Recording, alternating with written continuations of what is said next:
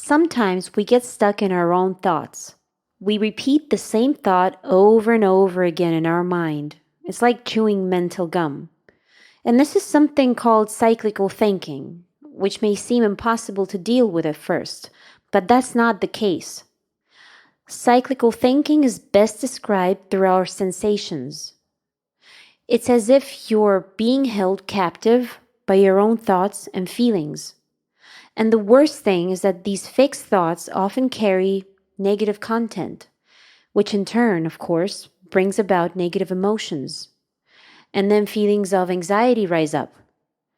You see, seemingly innocent feelings of grudginess may turn into indignation, and then indignation may turn into resentment, and then anger. And if you don't put an end to this endless process, at least it may seem to be endless, it will consume a lot of your time and your mental strength. Still, this is pretty easy to fix. You just need to show some patience and perseverance.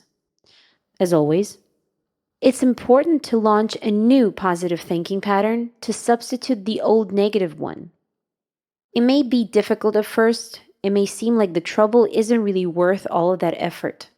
And sure, gratitude doesn't guarantee that you won't experience any negative emotions entirely, but it will help you experience more positive emotions by attracting your attention to the good things that you already have in your life. As a result, you will learn to see your life through a positive filter. So don't hustle yourself and give your brain enough time to make the transition from the old negative patterns to the new positive ones. In order to learn this new way of positive thinking, you need practice, as always. And the best practice to learn regular gratitude is to keep a diary. To determine to what extent gratitude affects our life, American psychotherapists conducted an interesting experiment, and we'll tell you about it. They recruited several hundred volunteers for the study and divided them into 3 groups. The first group made daily notes in their diaries about all of their experiences of the day. The second group took daily notes only about the unpleasant experiences. But the third group wrote down the names of people and events that they were grateful for daily. 10 weeks later, the result was obvious. The third group felt so much better, so much more positive on the whole than the participants of the first and second groups. They engaged in daily activities with pleasure and looked to the future with optimism. And that's not all. They were less worried about their health and took better care of themselves, spending more time outside and working out. So the more reasons we find to be grateful for, the easier it becomes to find even more of those reasons to be grateful and therefore become happier. So the more reasons we find to be grateful, the easier it becomes to find even more of those reasons to be grateful and therefore become happier. It's like multiplication. In addition, the more often we thank others, the more they value us, the warmer they treat us, and hence we have new reasons for gratitude.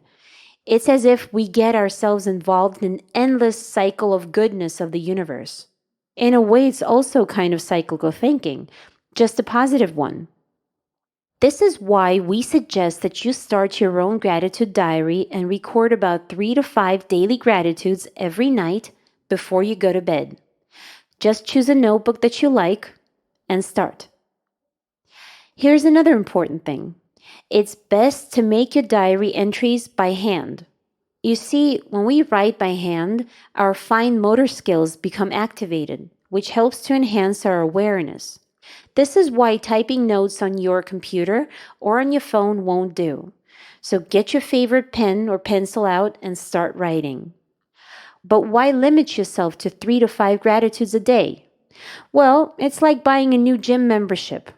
You need to create your new habit gradually, but regularly.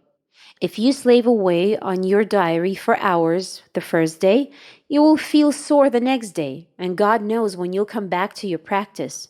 So don't discourage yourself with the abrupt sprinter approach. What should you write about?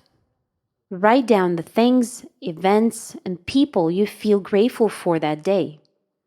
What are you grateful for today? Whom are you grateful to? What kind of wonderful things occurred to you today? What did you notice? Why should you write your diary entries before going to bed? Well, it's because our brain continues to process the information received during the day. And if you become aware of a problem during the day, then your brain will continue solving it in your sleep. This way, your brain will continue working on noticing more things to be grateful for during the night. And the next morning, you'll wake up feeling more able to see all the positive things around you. So just write down your 3 to 5 gratitudes tonight and do the same thing tomorrow and the day after tomorrow and even 2 days after tomorrow. Some days you'll feel like you need to take a day off from your practice. Allow yourself an occasional day off. But otherwise, give yourself the time to keep track of your gratitudes to this world, to the people that you meet, to the wonderful things that happen to you. Let this become your new daily ritual. And see you next time.